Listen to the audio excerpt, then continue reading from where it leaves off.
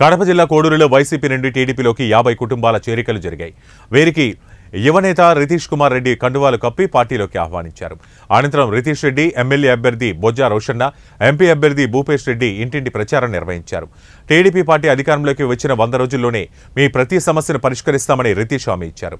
కూటమి అభ్యర్థి బొజ్జా రోషన్న, ఎంపీ అభ్యర్థిగా భూపేష్ రెడ్డిని అత్యధిక మెజార్టీతో గెలిపించాలని ఆయన కోరారు. జనసేన, టీడీపీ మరియు బీజేపీ కార్యకర్తలు, నాయకులు, యువకులు మీరందరికీ పేరు పేరుగా ధన్యవాదాలు. ఈరోజు బీకోడూరులో ఊర్లో డాక్టర్ రామసుబ్బయ్య ఆధ్వర్యంలో, ఎక్స్జెడ్పీటీసీ ఆధ్వర్యంలో 50 కుటుంబాలు చేరడం ఎంతో సంతోషకరం. మీ అందరికీ చెప్తున్నాం. ఈరోజు తెలుగుదేశం పార్టీలో చంద్రబాబు నాయుడు గారి ఆధ్వర్యంలో 6 గ్యారంటీలు అన్న ఇందాకే చెప్పాడు. ఈరోజు భవిష్యత్తు కోసం కానీ, భద్రత కోసం కానీ, తెలుగుదేశం పార్టీ కానీ, ఇక్కడ మేమందరం ఉన్న వాళ్ళందరం మాది భరోసా అని మేము ముందుకు వెళ్తున్నాం.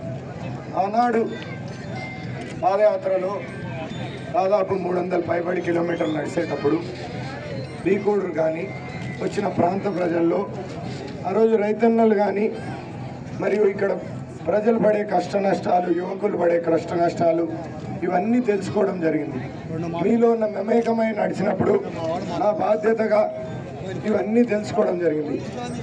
ఈరోజు ఈ వైసీపీ నాయకులకి నేను ఇప్పుడు ఏదో నడుచుకొని పోయినామని కాదు, ఈరోజు వైసీపీ నాయకుల్ని సూటిగా నేను అడుగుతున్నా. ఈ మండలం కానీ, బీకోడూరు కానీ, వైసీపీ నాయకులకి సూటిగా అడుగుతున్న బీకోడూరు మండలంలో ఎల్ఎస్పి ద్వారా, డ్యామ్ ద్వారా నీళ్లు తీసుకొని వస్తాం, ఎల్ఎస్పికి ద్వారా నీళ్లు తెస్తామన్నారు. రాలేదా? వచ్చిందా? రాలేదా? రాలేదు.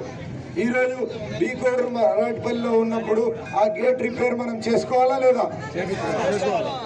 ఆ రోజు నేను నడిచేటప్పుడు సీతారామకుంటని బాగుపరచుకోవాలని చెప్పినారా లేదా? మీ అందరూ చేశారా? వీళ్ళు వైసీపీ నాయకులు. ఈరోజు మీరు ఎస్సీలు ఇక్కడ నడిచినప్పుడు శ్మశాన వాటికి దారి లేదని అడిగినారా లేదా? జరిగిందా లేదా?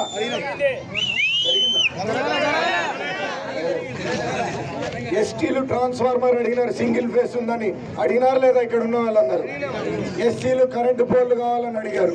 ఈ రోజు వరకు గత పాదయాత్ర నడిచి నేను ఆ రోజు చెప్తే 4 జరగలేదు. తర్వాత మీరు చూస్తే సాగునీరు కానీ, తాగునీరు కానీ ఇబ్బందికరంగా ఉంది. మరియు హౌసింగ్ బిల్డింగ్ లేదు,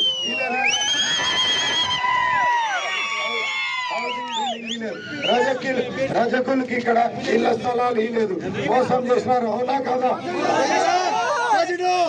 బీసీ రజకులు చేయలేదు. మరియు ఈరోజు హెడ్ క్వార్టర్ మరాఠపల్లి నుంచి బీకోడుకి రోడ్డు, సీసీ రోడ్డు బ్రిడ్జ్ చేశారా? చేయలేదా?